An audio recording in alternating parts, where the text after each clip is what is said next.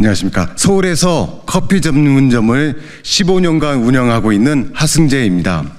15년 동안 코로나를 비롯하여 많은 어려운 일이 있었습니다. 때론 원망하고 때론 화를 냈고요. 아무도 들어주지 않는 우리 소상공인의 억눌림은 슬픈 계급의 현실로 받아들일 수밖에 없었습니다. 우리는 우리를 걱정하여 주고 생각하여 주는 리더가 절실합니다. 사탕발림으로 각종 지원책을 말하면서 실천하지 않는 리더는 필요 없습니다. 제가 성남 시민으로서 겪은 이재명 후보님은 시민을 사랑하고 시민의 행복이 자신의 행복이라 생각하시는 분이었습니다. 우리는 그때 행복했고 우리 자신이 자랑스러웠습니다. 이번 대선에 이재명 후보님이 압도적인 지지로 당선되시어 모든 소상공인과 커피 업계 종사자들이 그 행복감과 자랑스러움을 함께 누렸으면 합니다. 지금은 이재명, 그를 지지합니다. 감사합니다. 안녕하세요. 충남 예산에서 카페를 운영하고 있는 박헌석입니다. 현재 대한민국은 경제 파탄, 민생 파탄 등 대위기에 봉착해 있습니다. 작년 12월 2일 윤석열 정부는 자영업자를 살린다며 충남 공주에서 민생 토론회를 개최하였고 본인도 그 행사에 참여하였습니다만 민생을 위해 노력한다던 정부는 느닷없는 계엄령을 통해 전 국민을 공포에 몰아넣고 그렇지 않아도 바닥에 떨어져 있던 경기를 회복 불능의 아비규환으로 몰아넣었습니다. 이 모든 상황을 지켜봐온 사람으로서 지금의 정부, 국민의힘으로는 어떠한 희망도 돌파구도 없음 여실히 깨달았습니다. 민생과 경제, 소상공인과 자영업자를 살릴 수 있는 사람, 대내외적으로 대한민국의 품격을 높일 수 있는 사람, 소득층과 소외계층을 따뜻하게 안아줄 수 있는 사람, 이제부터 진짜 대한민국, 지금은 이재명 후보님을 지지합니다. 우리는 자영업자로서 그리고 지역에서 카페를 운영하는 소상공인으로서 더 나은 대한민국을 만들기 위한 길에 함께하고자 21대 대통령 선거에서 더불어민주당 이재명 후보를 지지합니다. 이재명 후보는 누구보다 서민과 소상공인의 삶을 이해하고 그 고통을 외면하지 않는 정치인입니다. 코로나 팬데믹 당시 발빠르게 지역카페와 긴급재난지원금을 추진해 소상공인들에게 단비 같은 도움을 주었습니다. 카페 역시 이러한 지원으로 지역사회의 따뜻한 소비 덕분에 가게 문을 닫지 않고 버틸 수 있었습니다. 또한 가맹사업법과 온라인 플랫폼 독과점 방지 및 공정화법을 지속해서 추진하며 우리 골목 경제에 기울어진 운동장을 바로잡기 위해 노력해 왔습니다. 이재명 후보는 말이 아닌 행동으로 증명한 정치인입니다.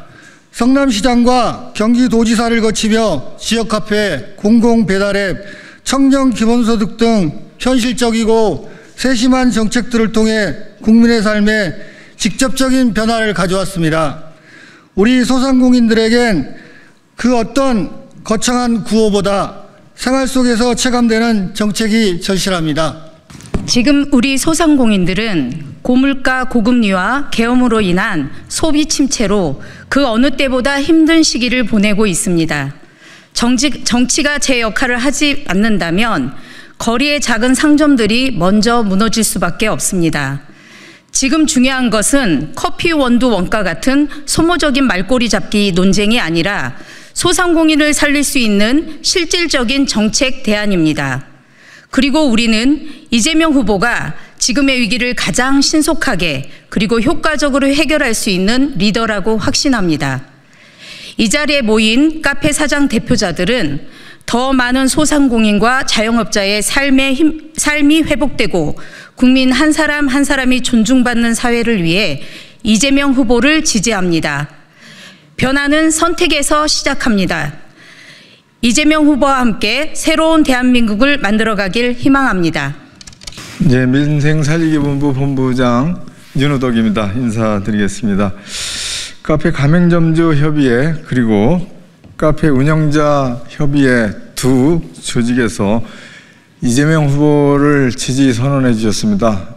정말 고맙습니다. 지금 지지 선언해 주신 그대로 이재명 후보는 누구보다 서민과 소상공인의 삶을 이해하고 그 고통을 외면하지 않는 정치인입니다. 최근 정말 중요한 것은 커피 원두 원가 같은 소모적인 말꼬리 잡기 논쟁이 아니라 진짜 소상공인 이 카페 점주분들이 원하는 진짜 살릴 수 있는 정책을 원하고 있습니다. 우리 민주당과 이재명 후보께서 이렇게 실질적인 정책을 잘 준비하고 있고 꼭 실천하겠습니다. 지지해 주셔서 정말 고맙습니다. 감사합니다. 네, 제가 전국소상공인위원회 위원장을 했고 지금은 을지로 위원장이기도 해서요. 조금 더 길게 좀 얘기를 좀 하겠습니다. 민생살리기본부 수석부본부장 민병덕입니다.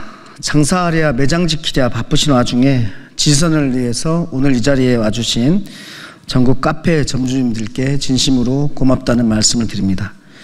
카페는 누군가의 일상이 시작되고 누군가의 인생 이야기가 채워지는 그런 편안한 공간입니다.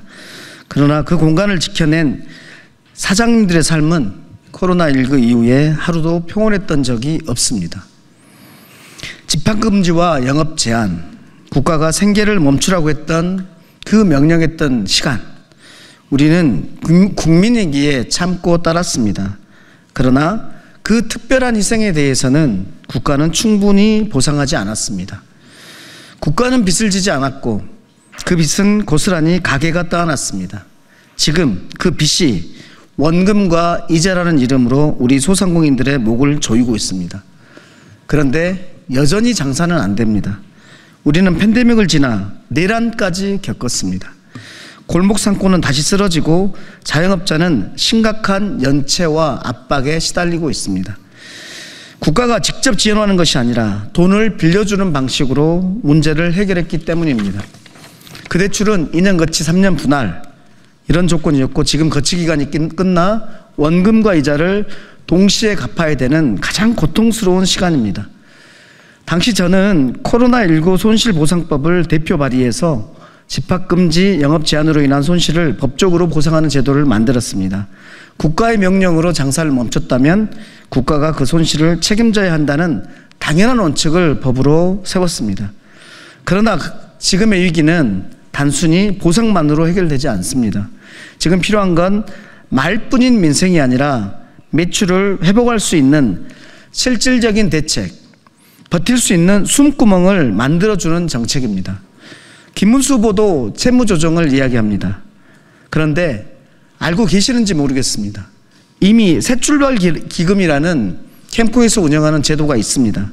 그런데 이 제도의 기준이 너무 높아서 대부분의 자영업자는 그림 속에 떡인 상태입니다.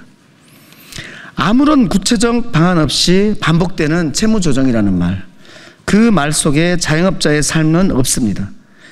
저희가 정작 주장하고 있는 민생회복지원금 그리고 지역화폐 확대와 같은 실질적인 매출 증가 대책은 외면당하고 있습니다.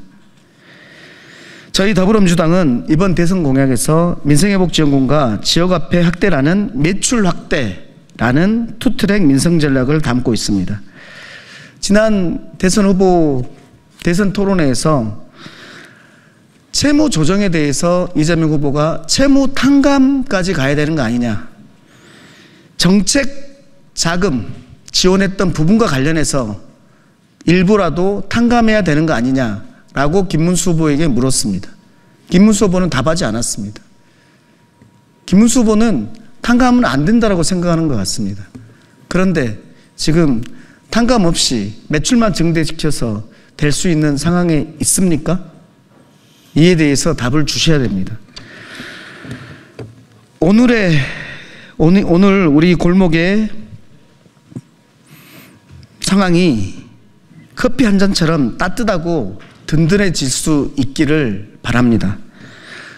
저희는 고통 앞에 중립이란 없다고 생각합니다. 고통받는 자의 편에 서겠습니다. 민주당은 고통받는 자의 편에 서겠습니다. 오늘 지지해 주신 카페 점주님들 너무나 고맙다는 말씀을 드리고 약속을 지키겠습니다. 감사합니다.